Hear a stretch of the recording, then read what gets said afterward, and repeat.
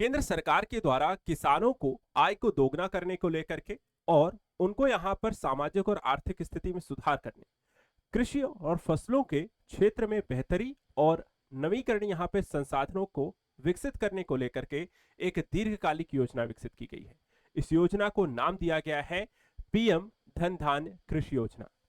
यह किसानों के साथ साथ यहाँ पर कृषि करने वाले और भूमि जो है, कृषि की भूमि जो है उसमें सुधार करने को लेकर के केंद्र सरकार के द्वारा लॉन्च की गई है। इस योजना में क्या खास होने वाला है, कितने वर्षों के लिए है, सरकार के द्वारा जो बड़ा बजट यहाँ पर इसका आवंटित किया गया है उससे किसानों को क्या लाभ होगा और कृषि के साथ साथ किसानों की आय कैसे दोगुनी होगी, कृषि भूमिगत स्थितियां यहाँ पर कैसे सुधार हो रही है, उसके बारे में यहाँ पर है।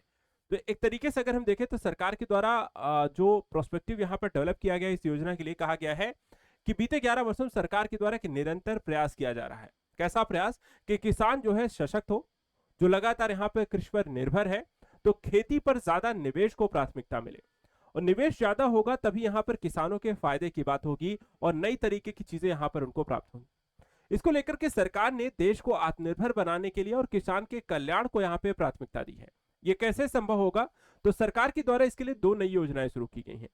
जो पहली योजना है पीएम धन धान्य कृषि योजना, इसके बारे में डिस्कस करेंगे। दूसरी यहाँ पर है दलहन आत्मनिर्भरता मिशन। ठीक है, सबसे पहले देखिए यहाँ पर सरकार के द्वारा पीएम धन धान्य जो कृषि योजना है इसमें 100 जिलों का चयन किया जाएगा। ये 100 जिले कौन से होंगे, तो इसके लिए 3 पैरामीटर सेट किए गए हैं। पहला जो पैरामीटर होगा कि खेत से कितनी पैदावार हो रही है, जो भी यहाँ पर खेत है वहां पर कितना पैदावार एक साल में या एक फसल में यहाँ पर दे रही है। दूसरा है एक खेत में कितनी बार खेती हो रही है, साल में 2 बार या 3 बार कितनी बार आप फसल ले रहे हैं।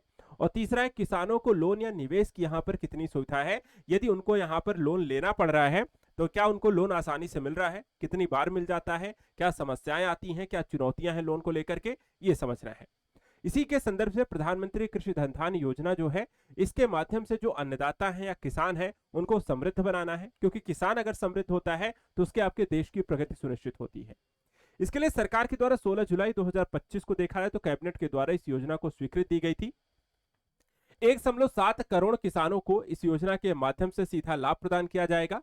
6 वर्षों के लिए इस योजना को लॉन्च किया गया है। 24,000 करोड़ का एक वार्षिक बजट इसके लिए दिया गया है और साथ ही 11 मंत्रालयों के करीब 36 योजनाओं का समन्वय इस योजना के तहत यहां पर किया जाना है। इसके अतिरिक्त अगर हम देखें तो सरकार के द्वारा देखा जाए इस योजना को प्रधानमंत्री धन धान्य कृषि जो योजना है इससे कृषि की विकास को एक नई दिशा देने का प्रयास किया जाएगा। इसके तहत देखा जाए योजना की जो अवधि है, ध्यान रखिएगा, 6 वर्षों के लिए होने वाली है।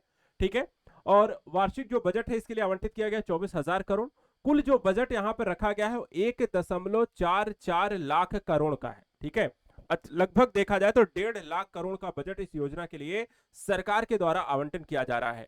और लक्ष्य क्या रखा गया है कि करीब 100 कृषि जिलों को यहां पर उनका समग्र विकास सुनिश्चित करना है। तो एक डेमो के तौर पे जैसा होता है ना कि शुरुआत में पहले कुछ जिलों में ये प्रयोग किया जाए और प्रयोग सफल होता है तो धीरे धीरे फिर इसका हम अन्य क्षेत्रों और अन्य जिलों में इसका विस्तार करेंगे।